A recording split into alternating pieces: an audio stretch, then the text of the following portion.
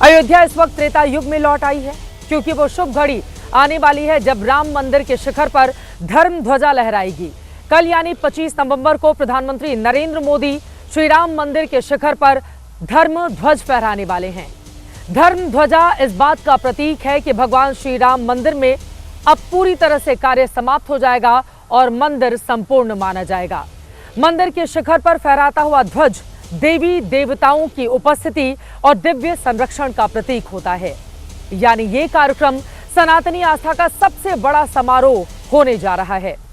लेकिन जब अयोध्या में ध्वजारोहण की तैयारी हो रही है, तब पश्चिम बंगाल में बाबरी पर रण हो रहा है। जब अयोध्या में राम दरबार सजाया जा रहा है, तब मुर्शिदाबाद में बाबरी के विचारों का नए सिरे से विस्तार हो रहा है। जो विवाद दस्तावेज बन चुका है, जिसे भुलाकर देश आगे बढ़ चुका है। उस मौके पर ध्वजारोहण के खास पावन पर्व पर लेकिन कुछ ऐसे चेहरे हैं जो बाबरी को फिर से जिंदा करने की कोशिश में लग गए हैं।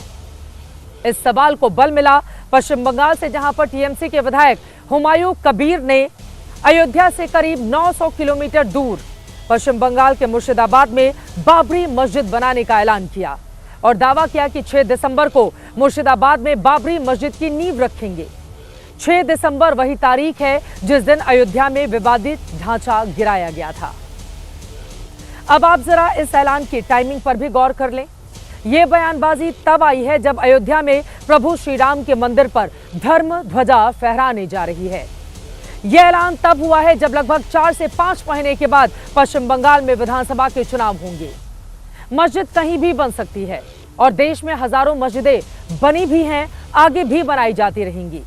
लेकिन जो बाबरी मस्जिद बरसों तक विवाद के जड़ में रही, उसके नाम पर ही मस्जिद बनाने का ऐलान क्यों किया जा रहा है? 6 दिसंबर को ही नई बाबरी मस्जिद की नींव रखे जाने का ऐलान किस मकसद से किया जा रहा है? क्या सियासी फायदे के लिए तुष्टीकरण को इस देश के सियासी दलों ने हर बार की तरह इस बार भी हथियार बना लिया है? मैं सियासी दल इसलिए बोल रही हूं क्योंकि अब हिंदू पक्ष भी निर्माण के खिलाफ बंगाल चलो का नारा दे रहा है। मध्य प्रदेश की पूर्व मुख्यमंत्री और हिंदुत्व की फायर ब्रांड नेता उमा भारती ने चुनौती दे दी है कि अगर बाबरी मस्जिद बनाने की कोशिश हुई, जो उस मस्जिद का हाल किया गया 6 दिसंबर 1992 को, उसी तरह से इस नई मस्जिद का भी हाल कर दिया जाएगा। तो क्या दोनों ही पक्ष ऐसे हालात बनाना चाहते हैं जैसे 90 के दशक में अयोध्या में हुआ था? क्या इसीलिए जब अयोध्या में धर्म ध्वजा फहराई जानी है, तब पश्चिम बंगाल में बाबरी को मुद्दा बनाया जा रहा है? इसी सवाल के सेंटर में खास मेहमानों के साथ चर्चा करेंगे। लेकिन उसके पहले इस मुद्दे पर सियासी घमासान कैसे शुरू हो चुका है, बयानों के बाण कैसे चलाए जा रहे हैं, उनको सुनिए।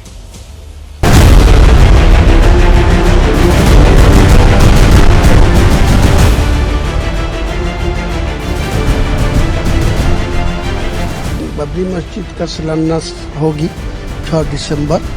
स्टेट का मेरा नेता मुस्लिम लीडर लोकसभा आएगी। ममता बनर्जी की भाषा हुमायूं कबीर बोलते हैं। अगर बंगाल में बाबरी मस्जिद की बात होगी तो वहाँ के हिंदू इसका विरोध करें। संविधान में ऐसा भी कोई क्लोज नहीं है कि बाबर के नाम पे मस्जिद नहीं बनेगी, अकबर के नाम पे मस्जिद नहीं बनेगी। कानून की ऐसी धारा नहीं है कि अगर कोई इनके नाम पे मस्जिद बनाएगा तो वो इनलीगल हो जाएगी। संविधान जब तक है, जब तक आप इस पर रोक नहीं लगा सकते। बंगाल का सद्भाव बिगाड़ने की साजिश है। ऐसी साजिशों को हम नाकाम कर देंगे। ऐसी साजिश करने के लिए कोई ढांचा खड़ा किया जाएगा तो उसको ध्वस्त कर देंगे और सरकार को भी ध्वस्त कर देंगे जो उसको प्रोटेक्शन दी। हुमायूं कबीर तथा कथित बाबरी मस्जिद, उसका पुनर्निर्माण कराएंगे।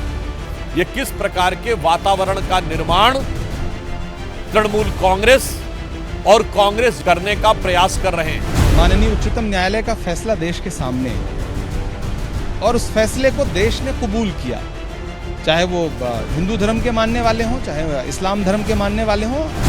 हॉस्पिटल बनाने की बात करें, विद्यालय बनाने की बात करें, पुल और सड़कें बनाने की बात करें, ये लोग तो ये काम तो धार्मिक लोगों का है। कहाँ मंदिर की आवश्यकता है, कहाँ मस्जिद की आवश्यकता है।